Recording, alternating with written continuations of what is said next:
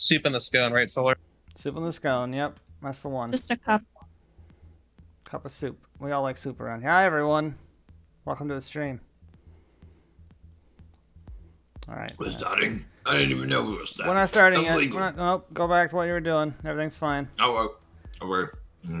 Oh, there's audio. There's audio. You should be able to hear it now. I hit the play button. I do have to move. There we go. Hey, Adam. What's up? Well, I had it muted because I have my audio coming through the desktop, which would have been everyone, and we were just cutting up and letting loose, and I didn't want anyone to have any part of that except for us. Ripper. Okay, you even missed the poll, Adam. Come on, man. Where you been? Wait, there was a poll? There was a poll. The poll was, do you like balloon I missed animals? the poll. The options were yes, yes again, and yes for a third time, and crossword. Oh, I just answered via chat. Yes, we have AMRIANI. I should have hidden your portrait. Min will be joining me on tonight's stream. She has so graciously gifted her time to us. I don't know how much of it we have. I didn't even ask you. How much time do we have of yours? Oh, I'm here till the bitter end. Oh, wow. All right. You're in for the long haul. You're here for the next 8 hours. I'm in it, yeah. I'm buckled and ready. Yeah. Mom's spaghetti. I will let you introduce your character when we get to that point. But first, I'd like to start with a little bit of small talk. Who here would like to recap the events of the last episode? I think Hildar should tell us what happened in Hildar's perspective. Oh boy. Hold up, wait a minute. It doesn't have to be long. Give us a 20-second overview. One sec, let me just think over it for a second. This is like when you're at the dinner table and they are like, who wants to pray? I'll pray. I do that all the time. Think it. Wait, do you actually lead the prayers at the table? Yeah, sometimes. Me? Oh, yeah. Trog. Sometimes I do it in German. You want to hear it? Yes. Oh God. Yes. Vater unser, der du bist im Himmel, geheiligt werde dein Name, dein Weiß kommen, dein Wille geschehe, wie im Himmel so auch auf Erden. Vergebe uns unsere Schuld, wir auch vergeben unsere Schuldigen. I think he prayed. I don't know. How do you say amen in German? It's just amen. Amen. It's the same. I mean, it's Latin, right? So it's not a German word. Wait, so are you learning it in Arabic? You know what? That's a great idea. I should get on that. I know Allah that'd be awesome. God. I think that'd be awesome. Shwaya to be best. I only know a little bit of Arabic. Freak out, what up? Welcome to the Campfire Tales, my good sir. You're in for various quality of treats that we will be providing tonight in the form of vivid hallucination narrative.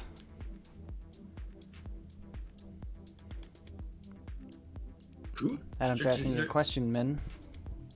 What? Huh? Oh, sorry. Is this your first time playing D&D? Yes. Not gonna be able to hear you. Que quiero sentir tus labios besándome otra vez. Suavemente. Que quiero sentir tus labios besándome otra vez. Suave. Yes. I love that alert. Min, is this your first time playing D&D? Oui. Like, in a serious sense, it's our first time. First time with us, definitely. Oh, yeah! Yes. Alright, Hildar. Do you have us a recap from Hildar's perspective?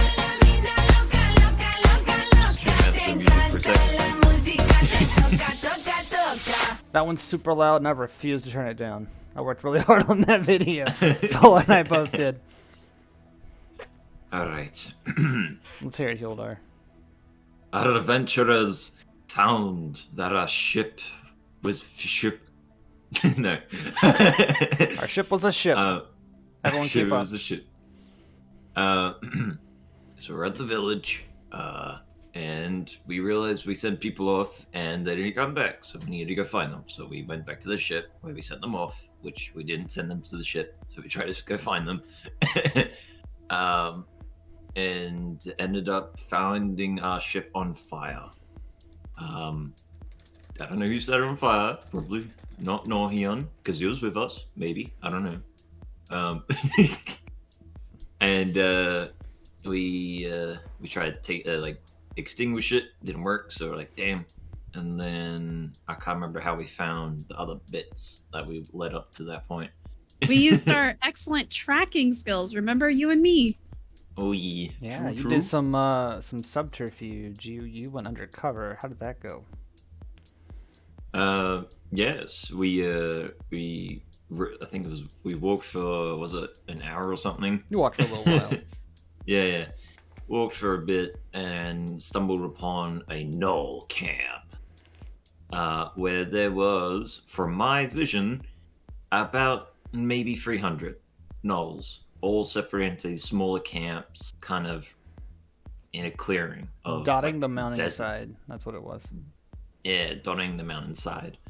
And I literally shot myself when I saw it. And so they decided to go back, and I started to stealth and find our friends that were missing. Well, we didn't find our friends. I think they were dead. So I went back, looked around again, went into some guy's camp, looked in the tent, and I saw a guy doing some weird things with a statue, kind of just, I don't know, doing something with it. It was glowing. So I just backed off and ran back, and then a couple hours later, I came back. You forgot where you pooped your pants because they almost smelled you. That's right there. I went back to the camp, and the camp turned into a giant fortress. Yeah. You while I was fortified gone. Yep. Yep. And a day later, what happened? Day later, the war came of gnolls, just walls of gnolls, just running through the forest. And then the Fire Nation attacked. And then the fire. Legit, the Fire Nation attacked. Yes, Granny Knollbane beating gnolls with her basket of cabbages and various assorted vegetables. My cabbages! We used a lot of explosives and burnt down the entirety of the forest. There was literally 5 or 6 fires. Like a pretty significant fire. Instead of the haunted forest, it is now the forever burning forest. Yes. Trogbane a map. It's mostly just circles of flames. Oh yeah. Yep. There's more red than black for lines. It's pretty wild. We had a raft inside the base, and honestly, I don't even know how, but we just got on it, and then Fran was just like, yeet, and just yeeted us into the air. Avivri, what happened with the raft? Like, where'd it come from? Whose idea was this? That was Vivri's idea. Okay. So Vivri's like, that's a lot of nuts. And so she was like, we better have an escape plan. So she and a couple others, while they were clearing the forest, to keep it from being too close to the city, while Norhion inevitably burned everything to the ground, they used those tree logs to make a good enough haphazard raft I want to tied together with vines. That the idea for this raft was not to escape the gnolls. It was to escape the inevitable chaos brought by Norhion. Yep. And everybody was like, we haven't known him very long, but this sounds like a very good idea. And even Norhion was like, yeah, probably. And so we tied it together with vines and some mud to like make it a little more level. And we threw everybody on there. How many people? And I think we got down to like 30, didn't we? 50-ish, I thought, right? Yep, 50. We lost some people in the ensuing scuffle, but yeah. Yeah, somebody got crushed on the tower. By fire. Yep, grease. That was greasy fire. Yeah, that did not come from Norhion, to be clear. Not initially.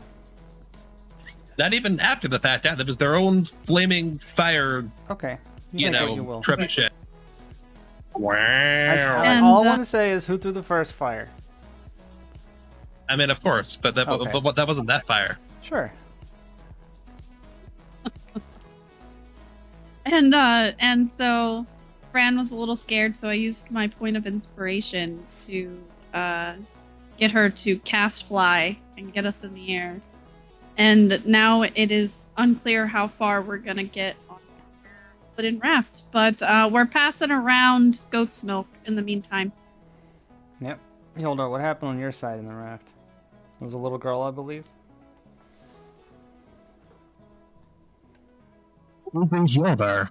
Hildar's Yolder, muted. where are you? He's lost his voice. Get him some goat milk, quick. Bah, Yolder, see that when I leave. I'm fine. There was what do you call it? Way beforehand, this girl was kept on just giving me these flowers that was from her mother, which she was deceased. She said the flowers were from her mother, or I feel like she like- phrased it like- differently. Like it was from this weird growth thing. She that literally said, "This is ceremony. my mommy," and then gave you a flower. Yeah. Hey, Hazel. Just gave me a flower, and and on the raft she was scared, so I used a minor illusion to do a rose, another flower, and kind of just spread out the flowers on the raft. Yeah, like he a little flower ignited this raft with illusionary flowers that calmed everyone down. It was really cool. petal. And on the cusp of the escape, Norion, you saw something in the distance. What was it? It was a giant catapult with a bunch of gnolls manning it, and it was firing straight for us. It was the one thing Norion hadn't planned for, which was artillery, which is why everything got thrown up in flames, why we couldn't sustain our defensive position for real. But that's okay, because you can fight fire with fire, especially when you've got fireball. So I blew up the entire catapult and everything around it, probably set more of the forest on fire. That's okay. You did. And yeah, and then we began to fly off in the distance in a late evening. It seems you guys end a lot of these sessions in the dark. Yes. Flying Yes, through we the do. air on a slapped together mud and tied together vine raft, housing about 50 people into the dark night. I love it. I love it. So yes, so we'll pick it up there. We're going to say that I'm going to turn this. How's the music, by the way? Is the volume okay? Let's see. Well, it's a little loud for me, but I'm okay with talking over it. If it sounds okay on the stream. I don't hear any music. You don't hear it at all? Are you listening to the stream volume? Oh, now I hear it. Okay. Like I said, okay levels. Yes. All right, good. Yes. So we'll pick it up. You guys are lifting up off the ground. Flowers are blooming all over the raft. Illusionary flowers. They're very pretty. What do they look like? They're white and rose, and Yep. do they have like a magical tint to them? Are they illuminating? No. I guess a slight glow. Okay. And everyone is very exhausted. Right? This has been an ordeal.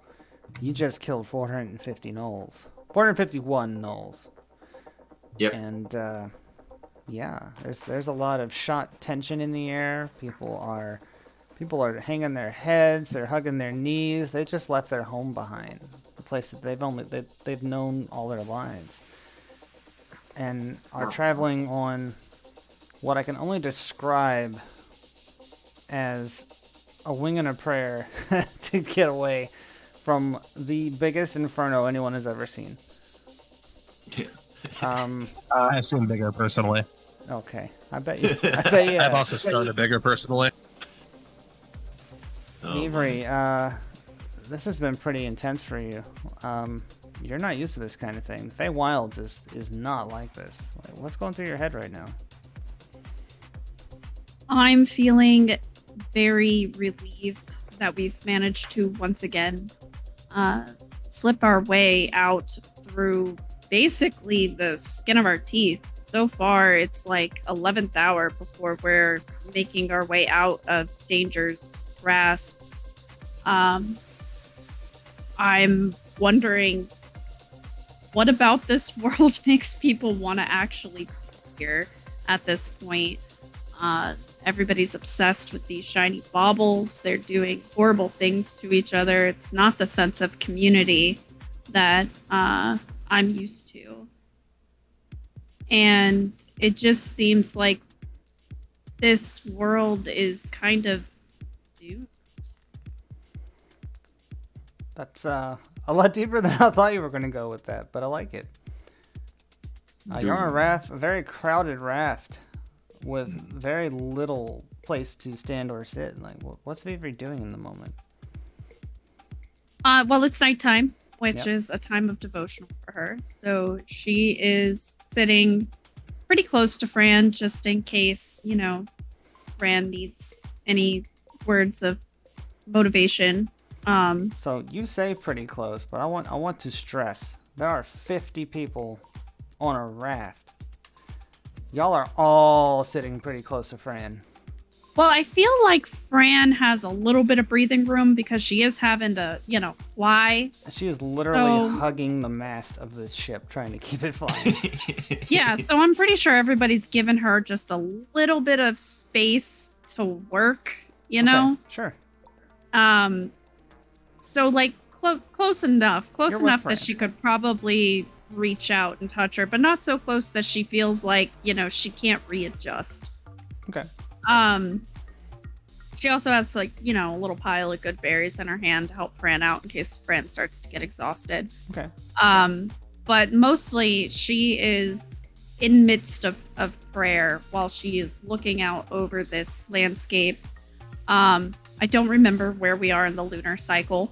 But if it is the night before waxing, you did your painting, so I mean it's been like 2 days since then. So we're in the waning moon. Okay. So she's praying to Nox at the moment because the waning moon is to the goddess of the endless night, and yeah. So that's kind of what she's doing as she's looking out over this world, and she's asking for the goddess to protect the forest and put the forest fire out before it destroys everything. That's cool. Especially for that poor tree. Yeah, the poor tree that you spoke to was terrified. Hildar, you're on a raft with a bunch of strangers. It's very crowded. Kind of smells a little funky. You're flying through the air somehow. You only just barely started to understand the magic. What are you thinking right now? How the hell do I get down? You haven't had a drink in almost a week. Like, what are you gonna do about that? I'm just sitting. Oh no, sitting like near the edge. I'm just like doing a minor illusion of a bottle of alcohol and trying to grab it, and it just goes through my hands. While you're doing that, you notice that the little girl that has been giving you these flowers is curled up next to you with her knees in her chest, and she's got her hand on your boot, and she's very lightly napping. That's illegal. The guards come and arrest her. Nothing. She spends the rest of her life in a palisade. I'll just keep doing my thing, looking at the moon, and then having a minor illusion of a moon as alcohol. Okay. So like, how does this affect your role in the world right now? Creating too much chaos. So you're feeling like, you know, you're being true to yourself? Nah. You feel like your alignment is changing at all? Because I've got some ideas, man. No. Oh no. You're fine. Do you think of home at all in this moment? Just a wee bit. Okay. Went from a simple living to burning down forest every day. All right. We have burnt down quite a few things. Yeah, you know, it's weird that it's happened twice.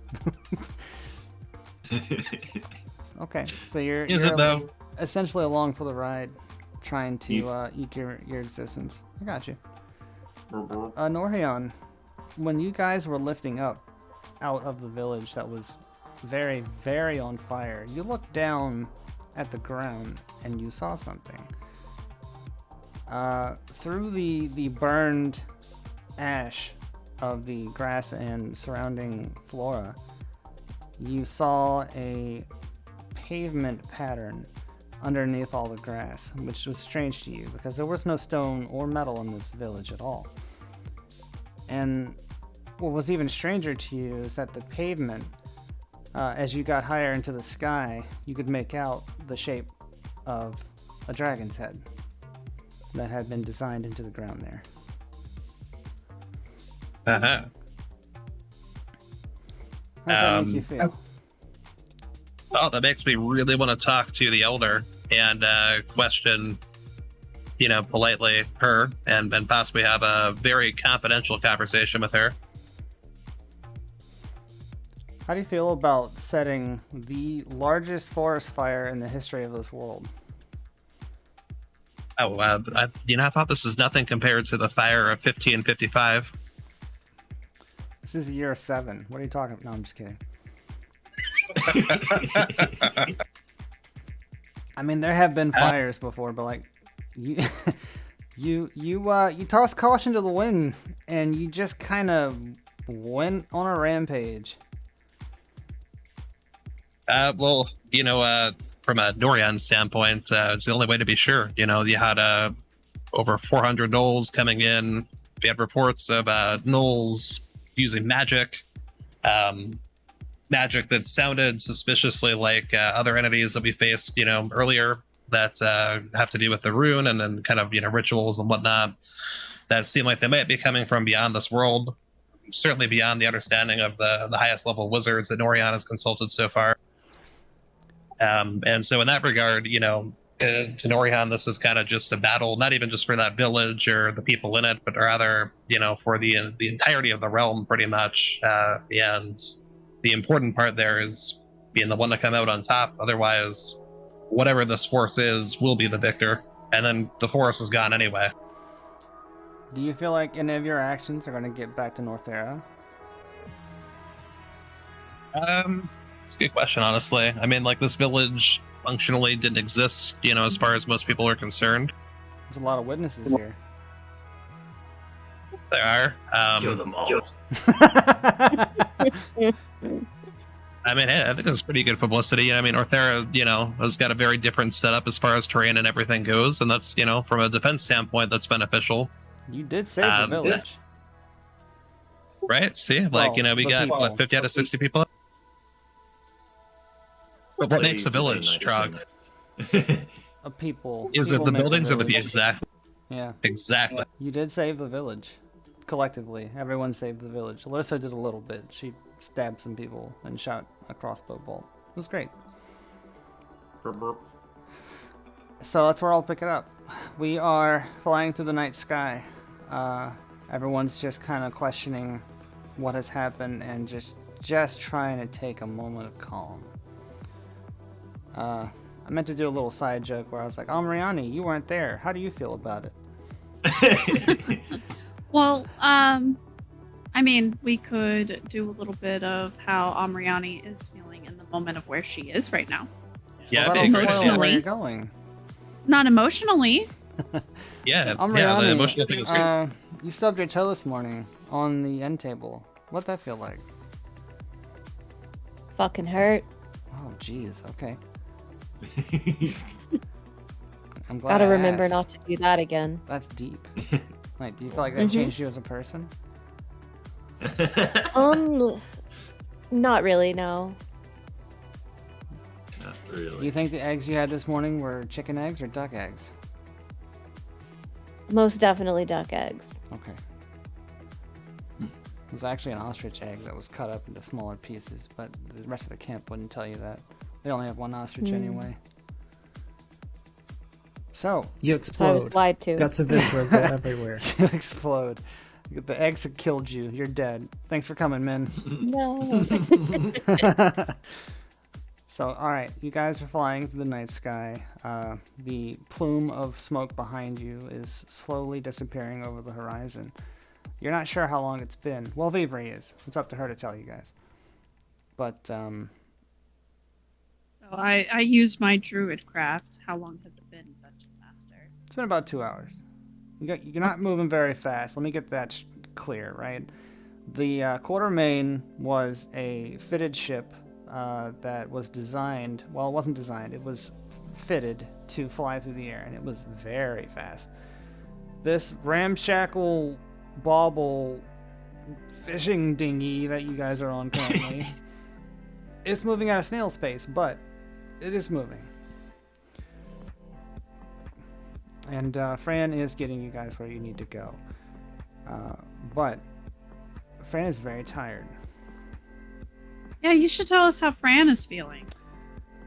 Fran has gone from being a military of Vinron appointed, essentially pilot of one of the only airships to come in and out of Vinron, to losing it in a 24-hour period, being stabbed through the chest by some sort of ash demon, being accosted by a group of individuals that she could only describe as horrifically annoying, to possibly finding one extremely attractive, to finding a best friend in a cat, and hiding herself by pretending to be a log. Fran's all kind of mixed up right now. She's doubting her existence as a naval officer. She's doubting her existence as a human being, because that's what she is. She's a human. Her sanity. Yeah, she's not sure that the sun should rise in the east anymore. Wow. She's doing her Does it best. rise in the east in this I'm sorry. Does it rise in the east in this world?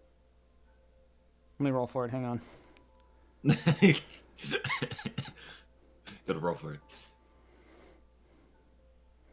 Yeah, it does. It certainly does.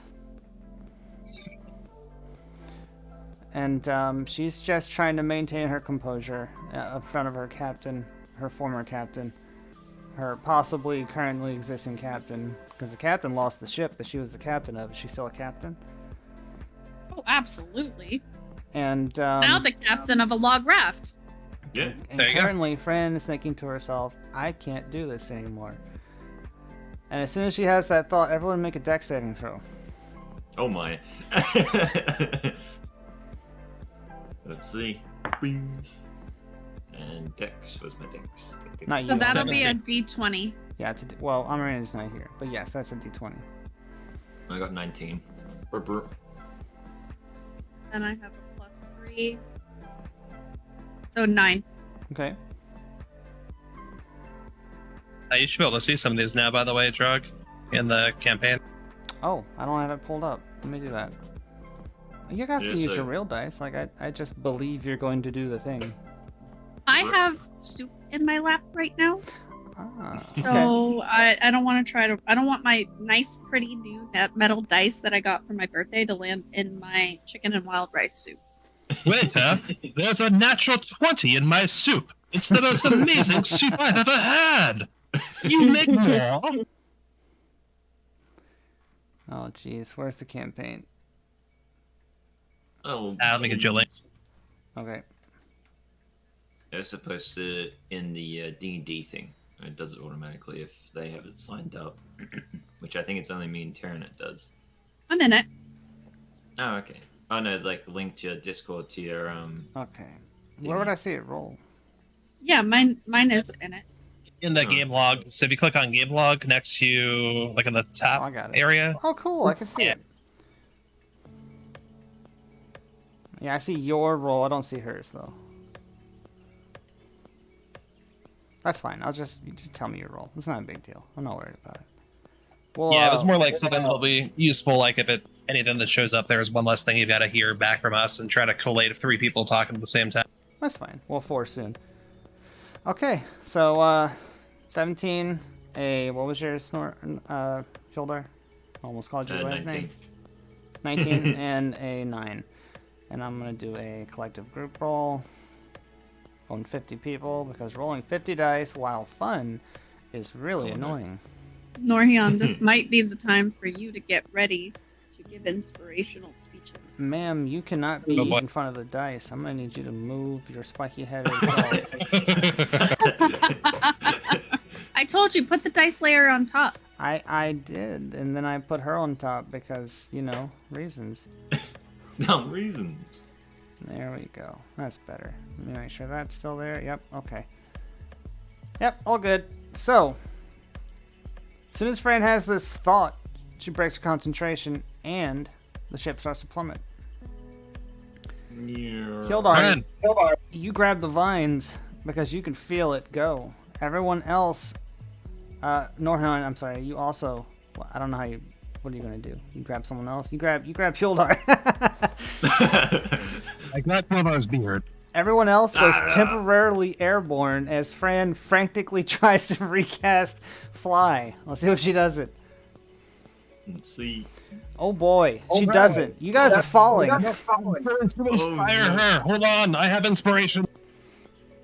Do it. Fran, come here. What does she get? A 1d4? I don't know. What's Inspire do? Oh, you're giving her your inspiration. Yes, I'm giving her my inspiration. I see. So that makes it a guaranteed critical. Okay.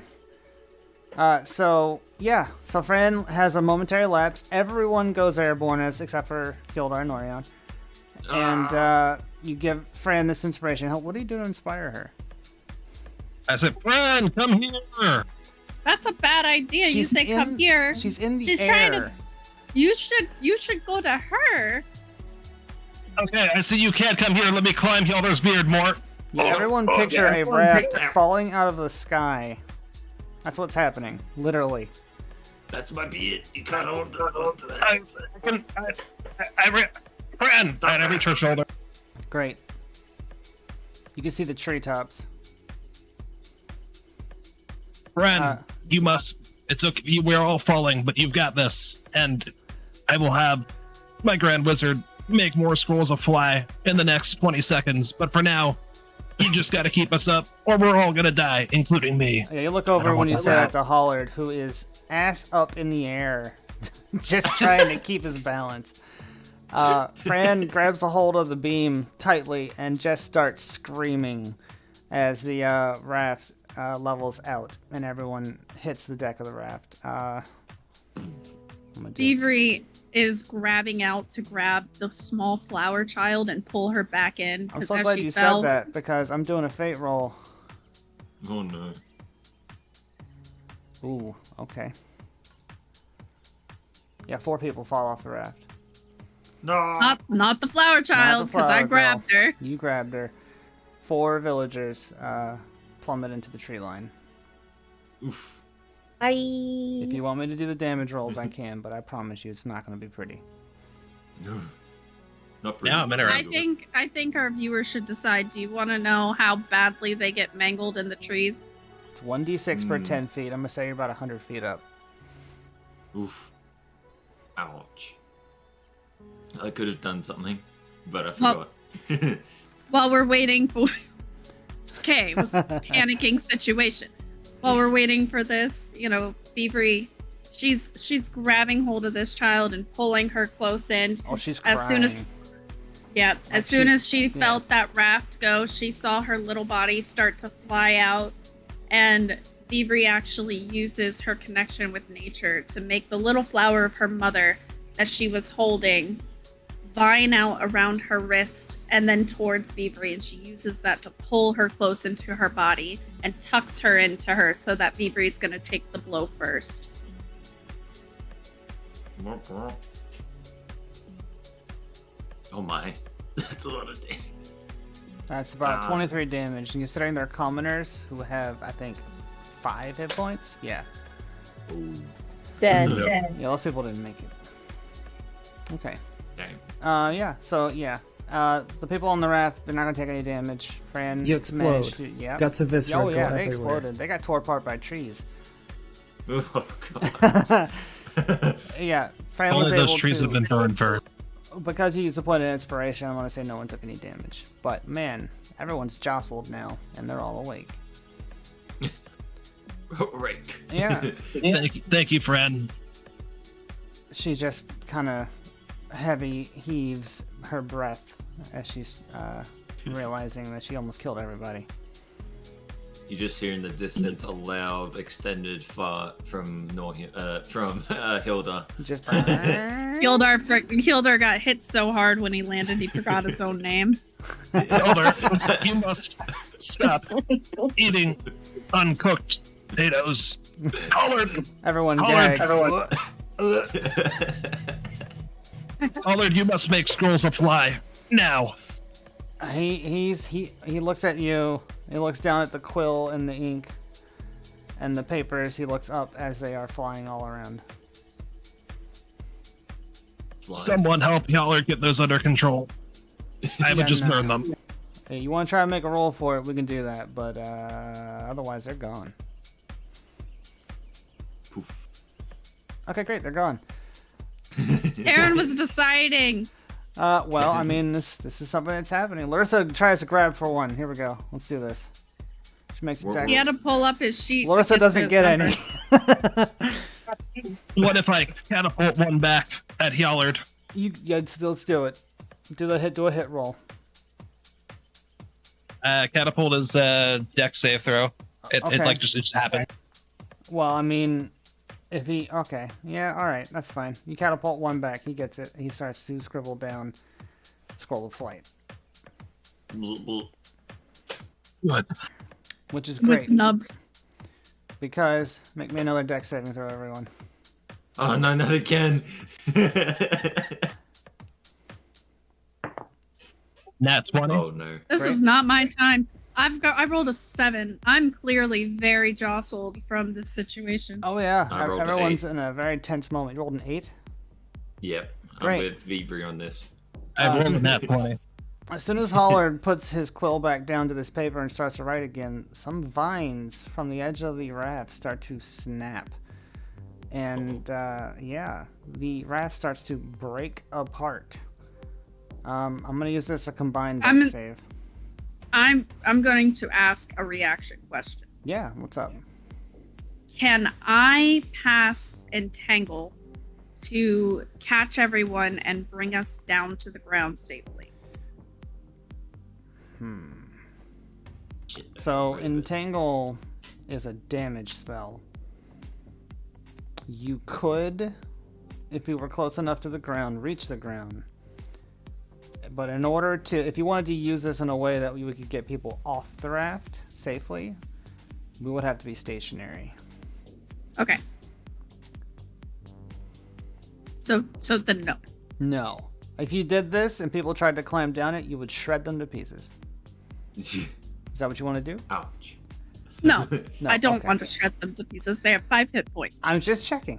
You know, I gotta ask. I'm the DM. Alright, so the raft is literally breaking apart. Everyone rolled a dex save. I'm gonna say, Norhion, you get your first action. Awesome. I'm going to catapult some vines, the vine to whatever vine is still attached to logs Sure. in such a way that it's going to make the first cross, like it's going to be able to tie it back together. I just can't pull it back yet. So you're gonna try to grab the vine that snapped and put it back in place? Oh no, with catapult. I'm going to just pull it with catapult back in, That's what I meant. Yeah. Okay, yeah, sure. Give me, so it's a dex save, right? Yeah. What's the damage on catapult? Give me the damage roll. I like this. This is a good train of thought. So people start to panic again, right? After have just screamed from falling and then being caught. And now there's a snap, and 3 logs start to fall loose from the right side of the raft. No. 3d14. Or sorry, that's 3d8, but it's 14 damage. 14. Okay, yeah. So let's say, yeah, this starts to happen, and the raft immediately you catapult, and the vine pulls tight, but that's all it does. The logs didn't go anywhere, but oh boy, they're about to. Vivre, you see this? What are you doing? Can I cast Bending on it? Absolutely, please do that. Yeah, so I'm going to take my hand and I'm going to press it tightly to where the logs are, and I'm going to cast Mending right there. Tell everyone what mending does for those of the uninitiated. So it repairs a single break or tear in an object that I touch, such as a broken chain link, 2 halves of a broken key, a torn cloak, as long as the break or tear is no longer than 1 foot in any dimension, leaving no trace of the former damage.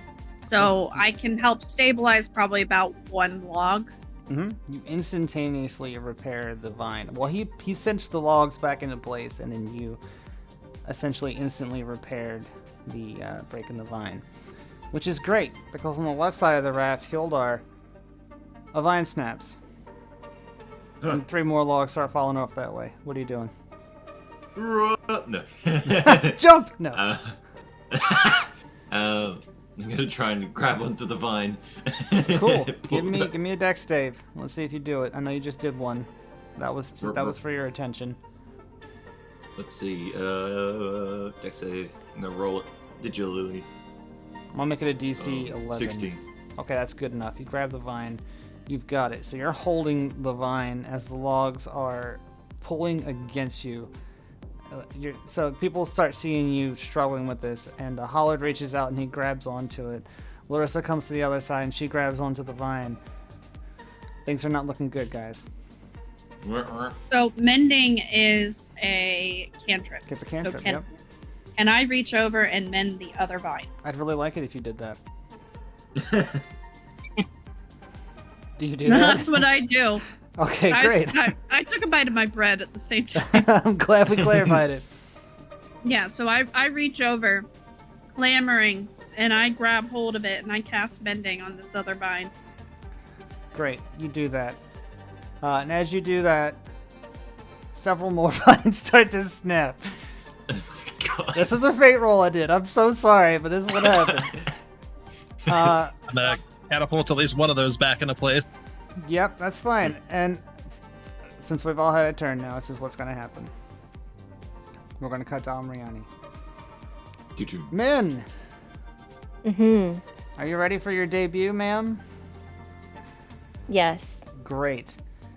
So before we even start, why don't you introduce yourself?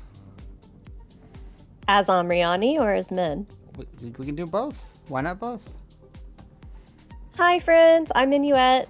I'm a streamer, and all of these people are my friends, and I'm super happy to play D&D for the first time with them. Woo.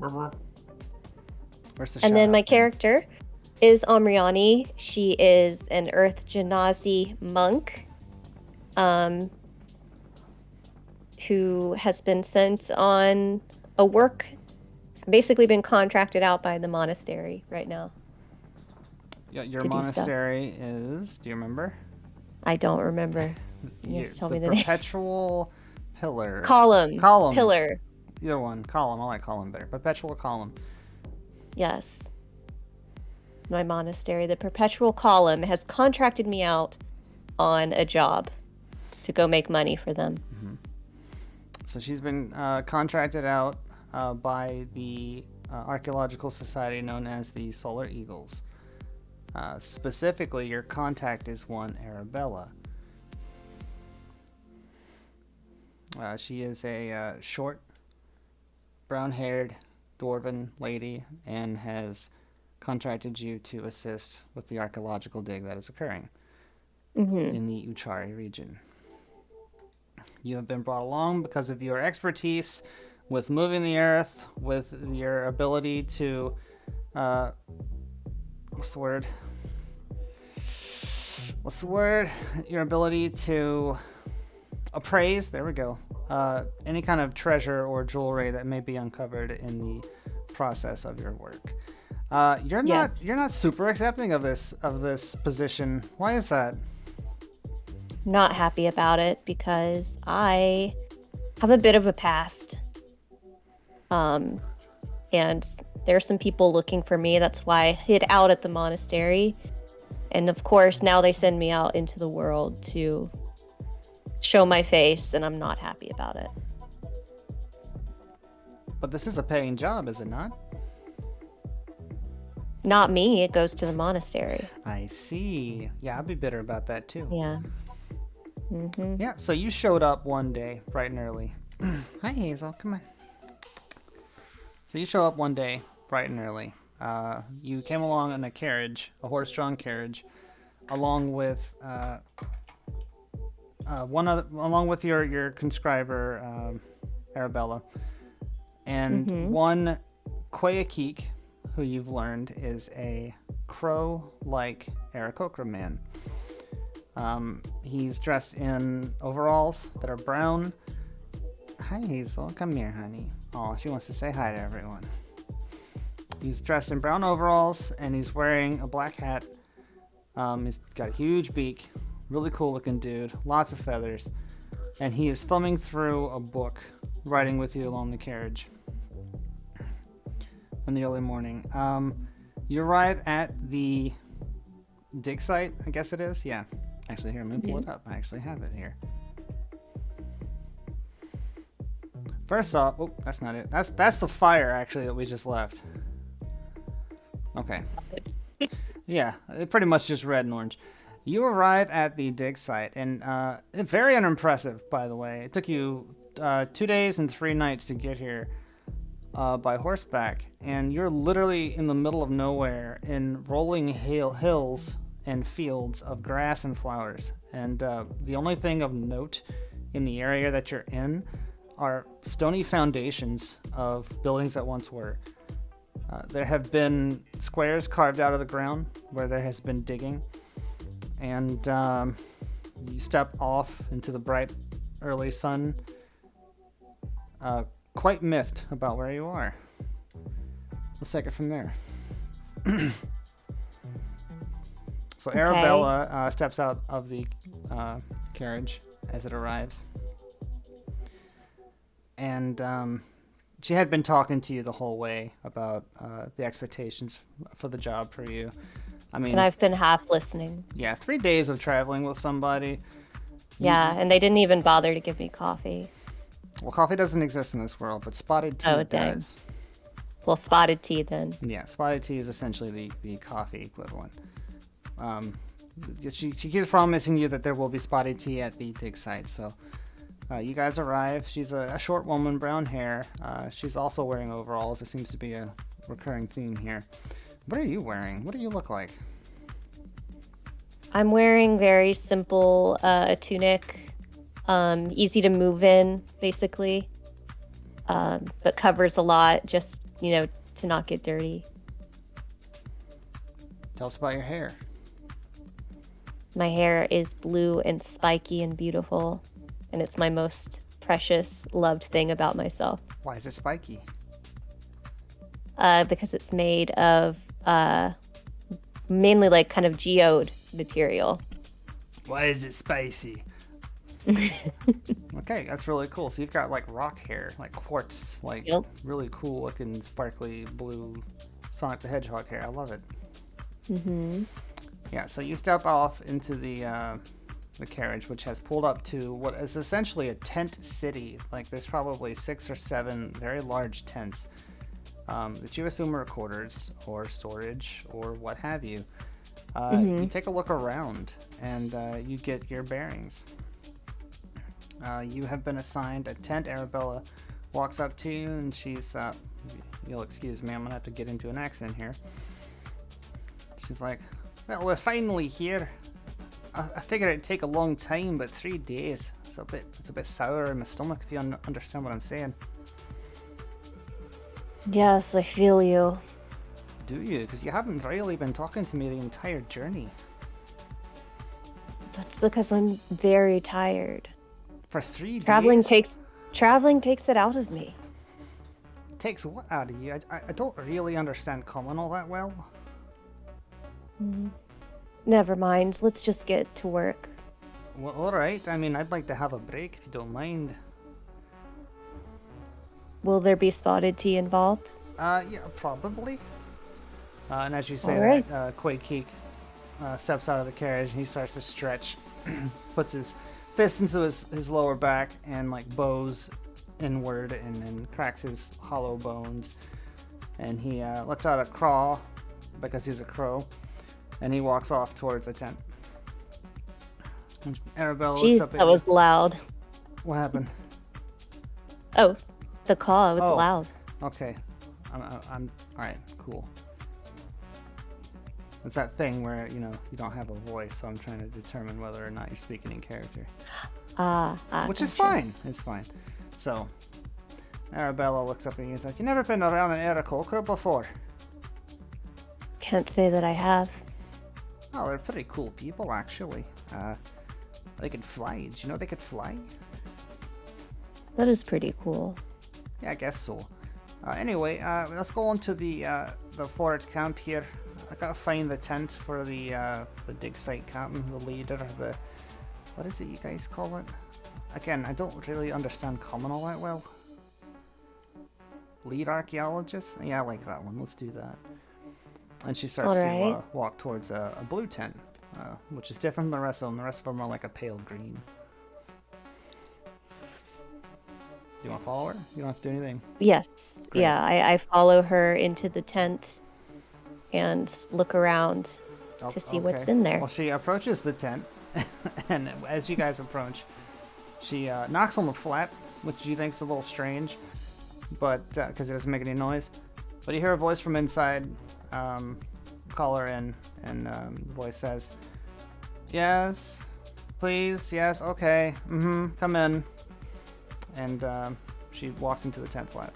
You go inside? Yes, I follow her inside. Great. You step inside. Inside is, first thing you notice is an elven woman who is sitting on probably the largest beanbag chair you've ever seen in your life. It is red and very, very comfortable looking. And she's almost completely encapsulated by it. There are tables around the tent. It's a very big tent, right? It probably fits about 10 people. And there are tables that are on either sides of the tent. They're littered with rocks of all kinds, stones, some gems probably. You can't really tell from where you're standing. Bowls, boxes, crates. It just obviously looks like a place where research is being done. Arabella walks up to this woman who's wearing an apron that's covered in ink stains. She's wearing fine blue formal wear with white cuffs. Completely immaculate, except for the apron. It's absolutely filthy. Arabella walks up to her and says, "Well, we're reporting in. We finally made it in. It's a bit longer travel than I'd like." And the lady cuts her off and says, "I've been waiting for 3 days for the two of you to begin work. I don't understand why we have to take so long on matters such as this. Is extremely. You understand this is extremely important, don't you?" And she looks at you. Is it? I didn't realize that was that important. I don't know why we need an Earth Genasi here at all. What are you doing here? What are your skill sets? I mean, I'm here to assess gems and appraise them for you. I can See look if they're at worth gems anything. and tell you if they're worth anything. Why do we have you in our employ? I don't understand this outreach program at all. Outreach program. That's why the monastery sent you, is it not? It is, yes. Well, like it or not, I'm here.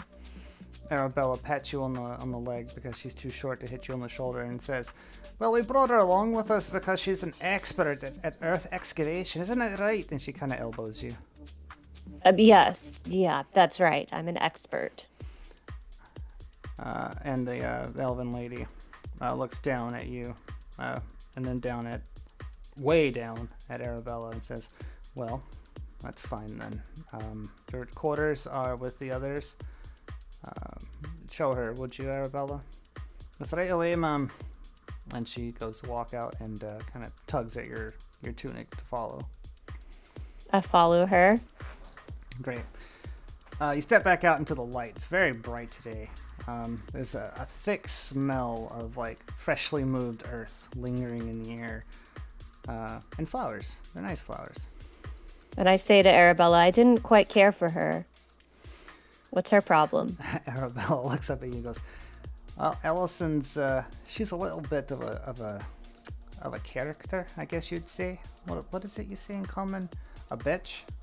Yeah, I think that's right. that's what I was thinking, a bitch. Oh, yeah. Sums it up. Well, as far as I understand, she comes highly recommended. She's an expert runesmith, and those are extremely rare these days. The whole time you guys are talking, you're walking, and she's taking you down like carved staircases that they've basically chunked out of the earth, very crudely. Like everything's uneven, like it's very shoddy work. You're very unimpressed. Yeah, I look at it and wince. It's painful to see that kind of work done. And she leads you up to your tent that is also full of NPCs, for lack of a better term. People who don't matter. No. There are NPCs here. None of them are real. Arabella opens the flap. She opens the flap, and she introduces you to the group. It goes, these are students from the Arcane College in Vindron. They're here to assist in the research. They're getting college credits, you understand, right? Okay. I nod over at them. Yeah, they kind of like half acknowledge you. One of them looks up and then looks back down at a book he's got open. And there's another one in the corner prestidigitating the ground, which is hilarious because you can't undirty the ground, but he's trying it anyway. And they all just kind of and sure enough, there are 3 beds in here. One of them's yours. I have to sleep with all of these people? Well, I mean, wait, is that a lost in translation thing? Did you just ask if you're gonna have sex with these men? No, I don't have my own quarters. Well, I suppose. Did you bring your own tent? No, I thought I'd have some privacy. We might be able to work something out. Please, let's do that. They all kind of groan as Arabella's like, all right, follow me. Let's go back to the carriage. And she takes you back to the carriage. And she begins to rifle through the belongings that you all brought. What did you bring with you? I brought my jeweler's kit. Okay. A book that lists a bunch of like different jewels and, kind of like a manual that we used. You also have a backpack with a crowbar, a hammer, 10 pythons, some rations. You have 50 feet of rope. You have a tinder box, torch, and water skin. I'm very well prepared. You are very lightly prepared, ma'am. Oh, just kidding. And Arabella says, oh, it's right here. Here we go. And she pulls out what looks to be a rolled up cloth, and she hands it to you. And she's like, here's a tent. I brought this for myself, but it's not so bad. I'll have the bed in the quarters if you really like to use this. I feel touched. Thank you so much. I didn't touch you. I'm standing right here. We're like 4 feet away from each other. It doesn't matter. Thank you. Right. I appreciate the gesture. Yeah, it's no problem. Well, if you don't mind, I'm gonna go get myself a wee pint. Because that's, funny. Anyway. She walks back off towards the quarters that she just led you away from. And you're standing there holding this rolled up cloth. You want to check it out? Yeah, I want to check it out. Great, let's see what it's like. I'm going to roll for it. Actually, I'm going to roll for it. It's not bad, right? It's a white tent. It's got some, it's got like 2 pitches. One of them's missing. It's pretty much like one of those stereotypical triangle tents that you just put a bar in between 2 sticks and then lay a cloth over it. It's got a hole in the side. Looks pretty worn, but hey, it's yours. It's mine and I don't have to share it. Yep, sleeps 1. Where do you set it up? I set it up as far away from the other tents as I can. Great, I like that. Nice and alone. Okay, cool. So you set up this white tent amongst all the green tents, and then a blue tent in the distance. So here we go. I actually have a map. So let's see. We'll do this. Not the magnification. We'll do green. Oh, that's not big enough. We'll do green tent. Green tent. We'll do a blue tent. We'll do a green tent here. And we'll do your itty bitty white tent right here. How's that look? You probably Looks can't great. see that. Okay. Is that big enough for everyone to see? I didn't want to make it too big. looks good. All right, let me blow it up a little bit. All right, that's what we're looking at. This is the map currently. So yeah, you set up your tent. Is there anything you want to do before we sort of continue? I mean, seems like a good time to meditate, yes? Sure, you could do that. Get my bearings, just meditate, clear my mind. Yeah, I like that. What are you meditating about? Or on? On. Or nothing. We've been trying to reach you about your boat's extended warranty. I like to touch the earth when I meditate. I like that. So, like, do you, like, pull up some rocks around you in, like, a pattern? Do you draw shapes in the earth with your finger? Yeah, I like that. Sounds good. That's good stuff. You stack rocks on top of each other like a Zen garden? Mm-hmm. Perfect. Okay. So, we're going to say that you pass the day away just kind of fettering about. You learn what your role is going to be, which you already knew what it was before you got here. Would you say that you distance yourself from everyone initially? Like you just kind of, you're here, just tell me my job so I can go back and stop doing it for a while? I would say everyone except Arabella. I am really touched that she gave me her tent, so I do like her. She brings you back a spotted tea while you're meditating, and she can't seem to get your attention, so she just leaves it next to you. Nice. It's in like a ceramic mug. On my mug it Nice says, I heart mom. I heart mom. Yeah. So, yeah, you know that work's not supposed to begin until the next day, which, much to Ellison's dismay, that's the word. Much to Ellison's dismay, you guys aren't ready to work yet. You just had a very long journey. It might work too. Yeah, it could be. And so you pass the day meditating until it's the evening time. You come out of your meditation and you're extremely thirsty. Except you left your water skin back at the carriage, which you haven't unpacked. So I go to the carriage to get my water. I'm so glad you said that. Sorry. So let me set the scene for you. So it's dark, right? Yes. You look out over the horizon. You can see a tree line in the distance. There's definitely a forest, but you're absolutely in just rolling hills. As far as you can see, there is a mountain pass slightly to the southwest of where you are, and what looks to be dark clouds. It's very interesting. You didn't expect that there to be any kind of weather out here, you know, this soon, like in a day. It's pretty wild. Yes, there's no weather at all in this part. Yeah, it's just no weather. Like you come here and it's just sky. No. Shh, you. There's just a light breeze blowing the grass, the tall grass. That's just unchecked, growing grass everywhere, and it's beautiful. It sways with the breeze, and you head towards the carriage amongst all of these foundational ruins to get your water skin. And as you do that, we're gonna cut back to everyone else. Y'all are falling again. What the crap? A big fall.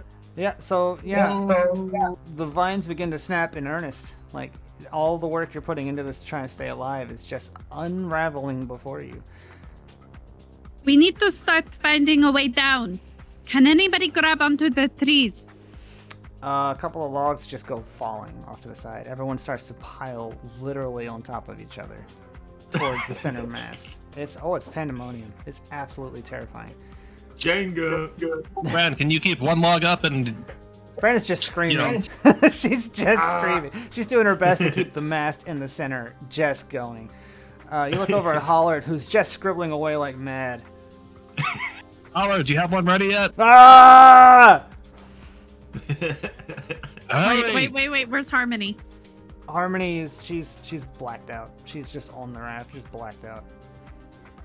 This is too much for her. She has had one heck of a journey. Hilda, take your pikes. Start trying to make a ladder down. The less weight on here, the slower these will break. And as I say this, I'm trying to mend as many of the vines as I can. Okay. How far are we up in the air now? Oh, you're like 60 feet in the air. You're still pretty far. You're above the tree line, but man, it's not. You don't feel good. We have pikes and the rope. We might be able to start creating a rope down. Good idea. I'll take a rope and I'll take the python and I'm gonna tie it to the end of the rope. I like this. How good of a tie. Give me a dex roll. And oh boy. I probably should have done it myself. Ooh, not You bad. can be actually. doing it on the other tree. Yeah, you should actually. It's a good idea. I'm doing it. There you go. What'd you get? I got 13. Yeah. I got Okay. Yeah, 18. you tied a pretty good rope. What'd you get, Hildar? I got 20. You got 20? Oh yeah. You see Hildar like put his foot up on a log and just like wrangle these vines and like in a blink of an eye, he's got his hands blurring and with speed as he ties them in like 6 different places at once. You think the combined, if these 2 pythons are touching each other, you think the combined weight is below 10 pounds? Yes. Just the pythons. Yalder, Uh, catch. But throw the python with the rope at him. Oh, no. Like, like a toss though. So like, it's not gonna, he's just gotta catch him. He's not trying to impale him. You just Right, tossing I'm not him trying to him? impale. What's that? You're just tossing him pythons? Because he's got his own pythons. You're muted, my dear. Oh, the python that I just tied, I'm gonna pass to Yalder Oh, so that he can Oh. hold both pythons in his hand. I see. Okay, yeah, he does that. You have 2 pythons. Yalder, hold both of those. okay. Ready? I'm holding them. What? I'm gonna catapult the pythons at a tree. What? Okay. Sorry, what? I mean, you're moving, like, you're not stationary. You know that, right? Yeah, but the catapult can shoot faster than where we're going. Okay. So I'm like aiming at a tree that's like ahead of us and down, definitely on the ground. All right, just so I Momentum. understand this, you're basically shooting a grappling hook out of a moving car. What are you trying to do here? Trying to, give us a thing that we're gonna, I don't know, hit a little bit easier. If you want to do this, I'm gonna let you do it. Oh no. It's like an anchor. Okay. Like the tree is probably gonna get pulled out, because it's gonna take a bunch of damage from the 2 pythons hitting it with catapult. But then it'll help, tether us to the ground as we yank it. Yeah, I'm not gonna make you make a dex roll to hit something because you're you're over top of a forest. In the very least, you're gonna hit the ground. Good. Either works, honestly. Tree or the ground, they both work. Okay. Yeah. So this raft that's breaking apart midair, right? And I want to stress this, right? This is all happening in like 30 seconds. The logs are starting to break free. Y'all are trying. You're desperately mending. Everyone's trying to pull them back together. Larissa's barking orders. Fran's screaming. Hollard's screaming. Little girl's crying. People are climbing on top of one another. And Norion's like, I have an idea. And he shoots a grappling hook. What is this grappling hook tied to? The raft? Yeah. Okay. Oh, I see. He's trying to stabilize what is. Yep, because I'm gonna do this, and then hopefully, for the love of all that is my Grand Wizard has finished at least 1 scroll of fly. Not a chance. And we're gonna hopefully. It has been no. 30 seconds. He's gonna try his best. I'll tell you what. I'll give him a roll for it, and we'll try. I was gonna say, I thought he could make fly in 6 seconds. Meanwhile, I'm gonna pull out my carafe and I'm gonna start pouring as much water as I can, and I'm gonna use shaped water. Okay. To try to make a sphere to throw children into to lift down to the ground. Okay. I mean, it's just they're just gonna fall in water. Is that your intent? I'm trying to slow their fall in the water. I mean, they're gonna fall faster than water. Well, I don't know. How much water can you make? I can make a 5-foot cube that I can partially freeze. How much does 5 cubic feet of water weigh? I think we did the math. Wasn't the math last week like 8 gallons. or 10 gallons? Yeah. Okay. I'm cool can with this. move. I can animate this cube, and it lasts for an hour. So Okay. I'm going to start pouring out a 5-foot. Well, not necessarily a 5-foot cube full of water. I'm actually going to make enough to make like a little platform of frozen water. I like that. this. I'm gonna start carrying children and mother down. All right, so here's what we're gonna do. So what? All right, just so I understand, Norion, completely, what it is you're trying to do with this thing. What are you doing? It's a literal anchor. Okay, so you're just gonna try and stop the raft. Well, I'm gonna try and slow. So it's gonna, slow it down. Okay. My understanding is he's trying to stabilize. Like you're trying to shift the weight instead of the vines holding up the raft. He's trying to attach it so that the trees are holding up the weight. Am I correct in understanding? We're gonna gain more weight, so it's gonna pull us down naturally. But all our wizards have to focus on now is keeping us floating softly, rather than trying to stop us from hurling forward. He's Spider-Man. Because right now they're having to do a couple. Trying to stop Spider-Man. the train. Yeah. Yeah, there you go. All right, this is what happens then, right? Vivre starts like picking up children and putting them in this ice platform and lowering them to the ground. The whole time you guys are on a trajectory with the ground, like on a downward slope. It's like a 45-degree angle. You're just going down. You clear the tree line, right? And Norion, you project this this python on a rope and you snag a tree, right? That's what your intention is, yeah? Yep. Yeah, so you hit a tree and like it bursts right through the tree, like no contest. And it actually pulls the tree in half, but oh my god, do you guys slow down. And it's great, right? Everything starts to work exactly as everyone had said.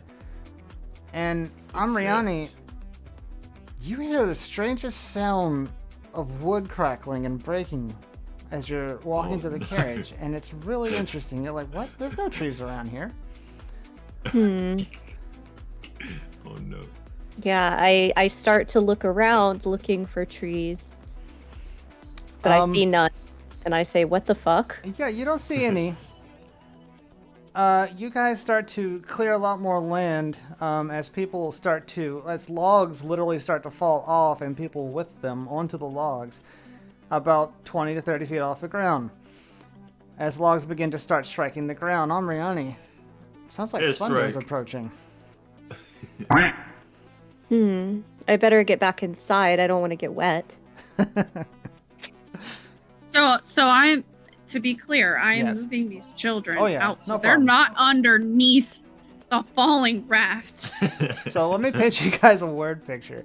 This raft is coming apart at the seams, and people are attached to the logs, falling with the debris that is literally breaking off of the raft as you guys are falling out of the air.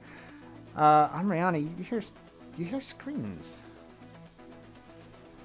My eyes get wide and I stumble back in shock.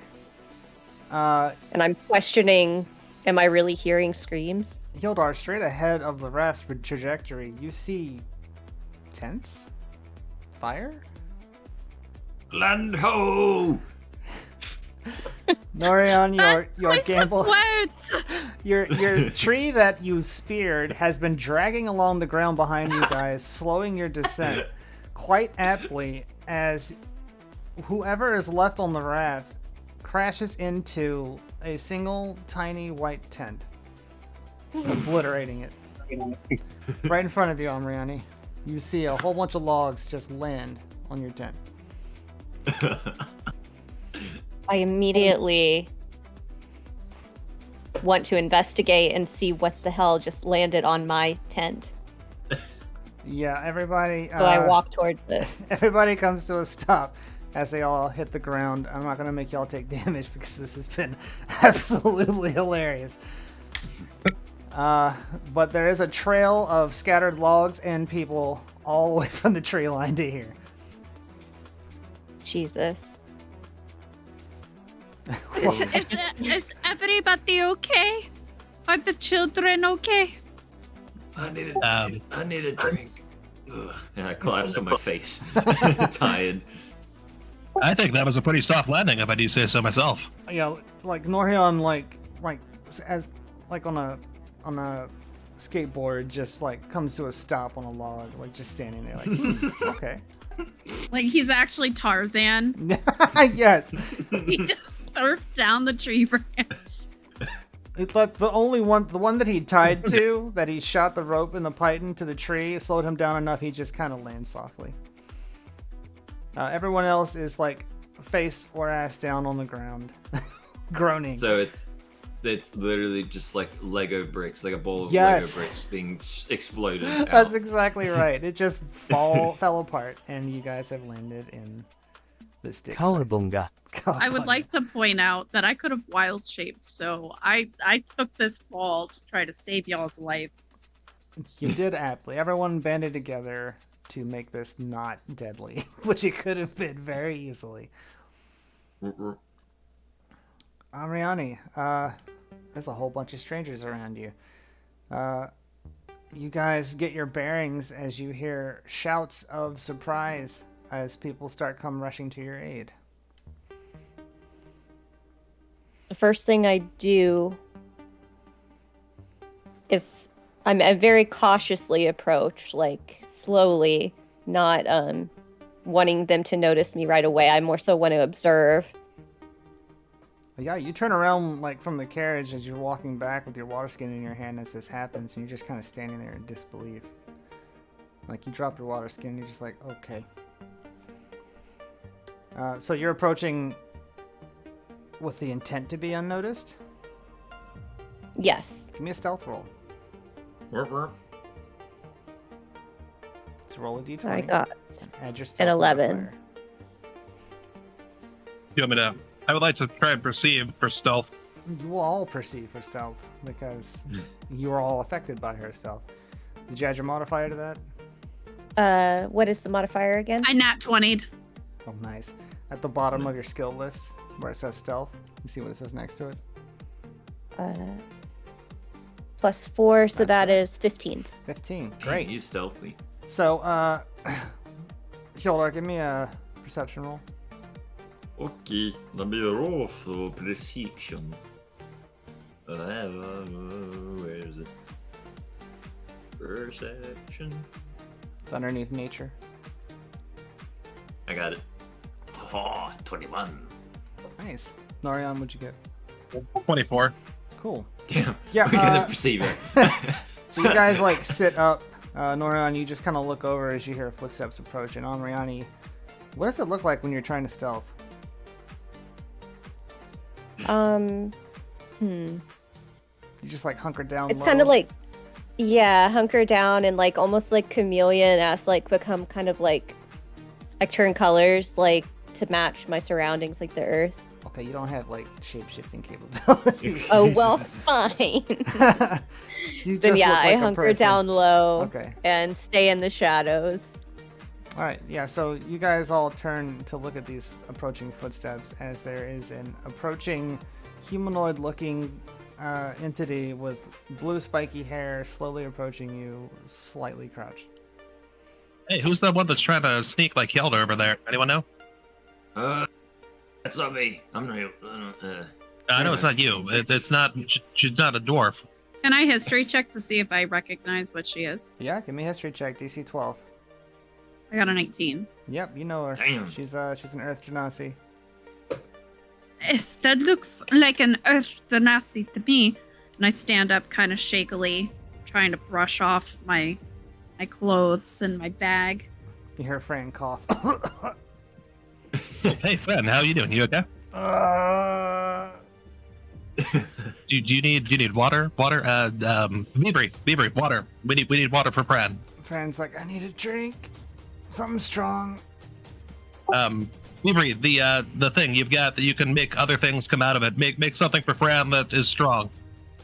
Okay, first off, I just landed out of the sky. A please and a thank you would be much appreciated.